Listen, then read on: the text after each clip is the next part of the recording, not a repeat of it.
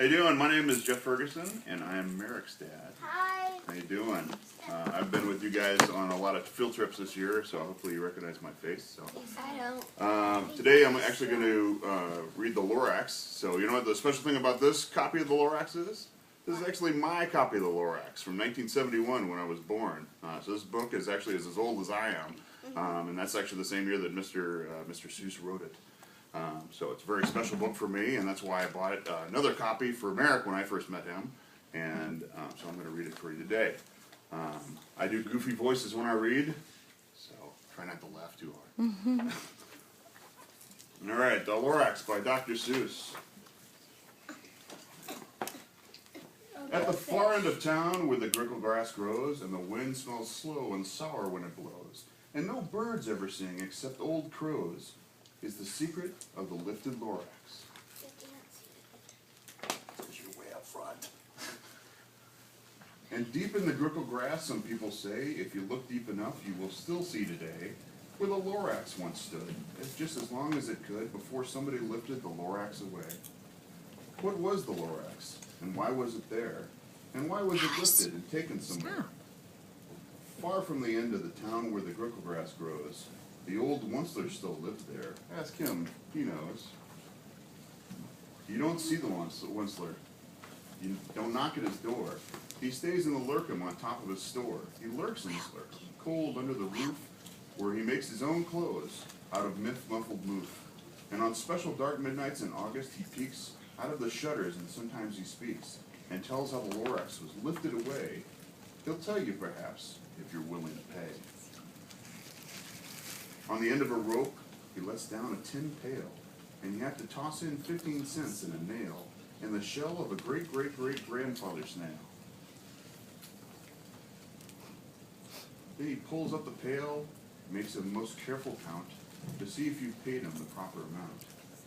Then he hides what you paid him away in his snug, his secret strange hole in his grooveless glove. Then he grunts, "I will call you by whisper-my-phone. For the secrets I tell you are yours alone." Slump. Down slups the whisper-my-phone to your ear, and the old Onceler's whispers are not very clear, since they have to come down through a snaggly hose, and he sounds if he had a smallish bees up his nose. "Now I tell ya," he says, with his teeth sounding gray, "here, how the Lorax got lifted and taken away. It all started way back, such a long, long time back. Way back in the days when the grass was still green, and the pond was still wet, and the clouds were still clean, and the song of the swans rang out in space. One morning I came to this glorious place, and I first saw the trees, the truffula trees, the bright-colored tufts of the truffula trees, mile after mile in the fresh morning breeze. And under the trees I saw brown barbaloots, frisking about in their barbaloot suits as they played in the shade and ate truffula fruits.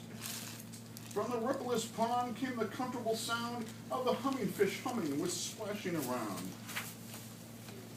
But those trees, those truffula trees, all my life I'd been searching for trees such as these. The touch of their tufts was much more than silk, and they had the sweet smell of fresh butterfly milk.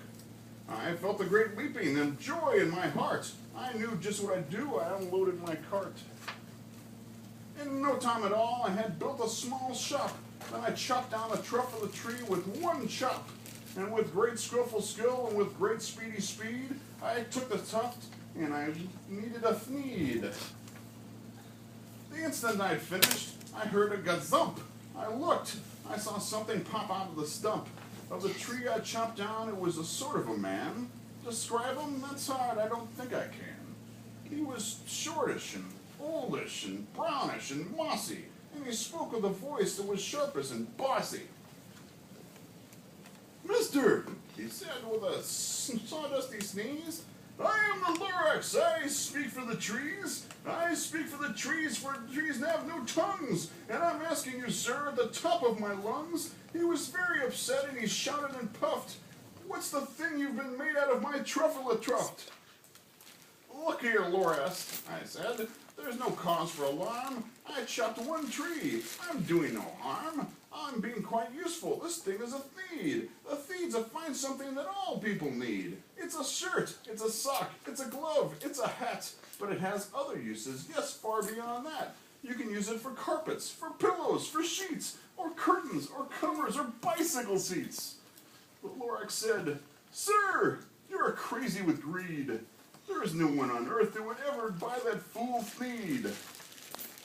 But the very next minute I proved he was wrong, for just at that moment a chap came along and he thought the theed I had knitted was great. He happily bought it for $3.98. I laughed at the Lorax. "You poor stupid guy, you can never tell when some people will buy."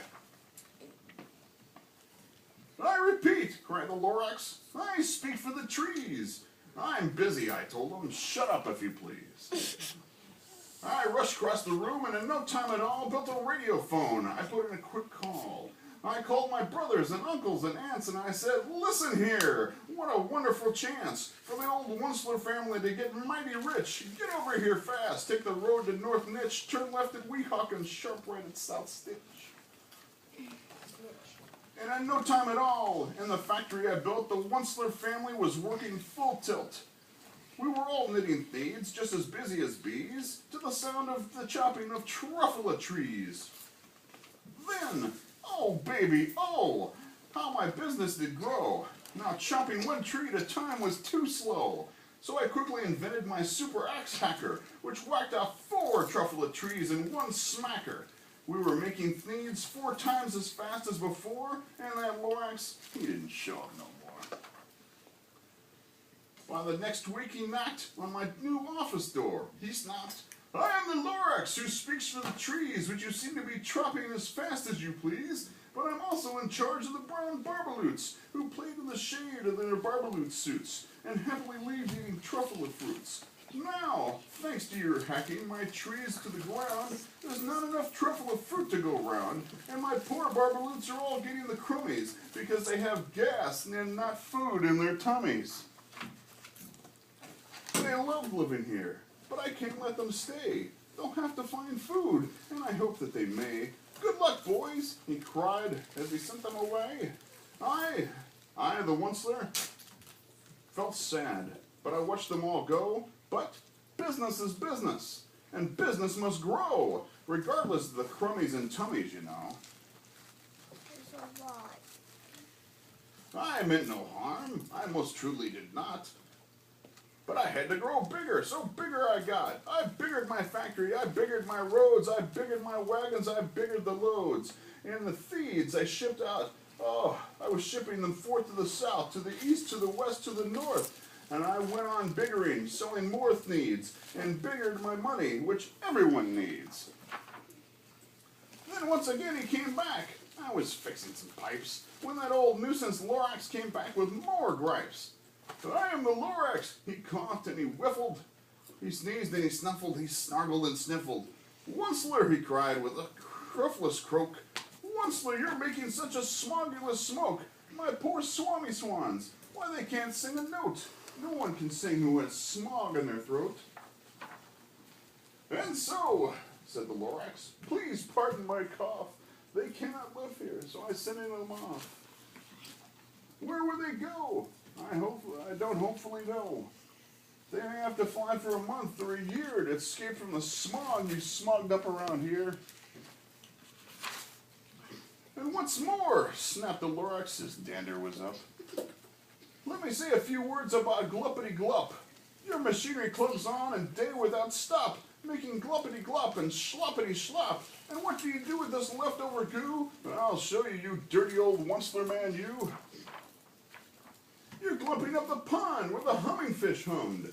No more can they hum, for their gills are all gummed. So I'm sending them off. All the future is drilly. They'll walk on their fins and get woefully weary in search of some water that isn't so smeary. And I got mad. I got terribly mad. I yelled at the Lorax, "Now listen here, Dad. All you do is yap, yap, and say bad, bad, bad, bad. Well, I have my rights, sir, and I'm telling you, I intend to go on just what I do. For your information, you Lorax, I'm figuring on biggering and biggering and biggering and biggering. Turning more truffle trees into thieves, which everyone needs. Why can't you just get seeds and keep on growing? And at the very moment we heard a loud whack. From outside the fields come a snickering smack. An axe on a tree. Then we heard the tree fall. The very last truffle tree of them all. No more trees. No more needs. No more work to be done. So in no time, my uncles and my aunts, every one, all waved me goodbye. They jumped in my cars and drove away under the smoke-smothered stars. Now all that was left beneath the bad-smelling sky was my big empty factory, the Lorax, and I. The Lorax said nothing, just gave me a glance, just gave me a very sad, sad backward glance. And he lifted himself by the seat of his pants. So that's where I'm sitting. And I never forgot the grim look on his face when he heisted himself and took leave of this place through a hole in the smog without leaving a trace.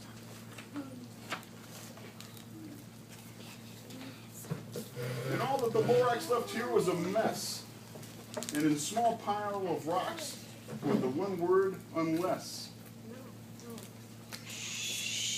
Whatever that meant, well, I just couldn't guess. That was a long time ago, but each day since that day, I've sat here and worried away. Through the years, while my buildings have fallen apart, I've worried about it with all of my heart. But now, says the once-there, now that you're here, the word of the Lorax seems perfectly clear. Unless someone like you cares a whole awful lot, nothing is going to get better. It's not. So, catch, calls the once-there. He lets something fall. It's a truffle seed, the last one of them all. You're in charge of the last of the truffle seeds, and truffle trees are what everyone needs. Plant a new truffle, treat it with care, give it clean water and feed it fresh air. Grow a forest, protect it from axes that hack. Then the Lorax and all of his friends may come back. Thank you. Thank you. Amen. Amen.